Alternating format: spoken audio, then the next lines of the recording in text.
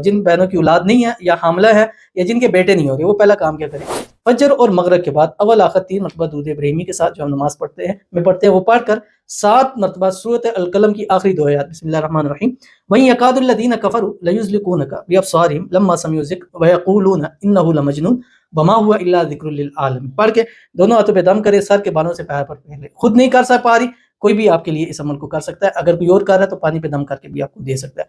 दूसरा आपने काम क्या करना है कि 11 नाइट लगातार चाँद निकलने से वहाँ तक आपने ये वजीफा 300 मरतबा रोजाना रात को पढ़ना है, जो आपकी स्क्रीन के ऊपर आ रहा है। या मालिकुल हक़्क़ुल मुबीन रब्बि ला तज़रनी फ़र्दा व अंता खैरुल वारिसीन। रात को और दिन भर में चलते फिरते उठते बैठते खुली तादाद के अंदर पढ़े रब्बि ला तज़रनी फ़र्दा व अंता खैरुल वारिसीन। और अगर पाकी की हालत नहीं है, नापाकी की हालत है, तो उस सूरत में आप अल्लाह ताला का नाम या बदीउ रोजाना 2100 मरतबा पढ़ ले। जब पाक हो जाए फिर इस अमल को करें। पूरे महीने में किसी भी 11 रात आप अमल कर सकते हैं।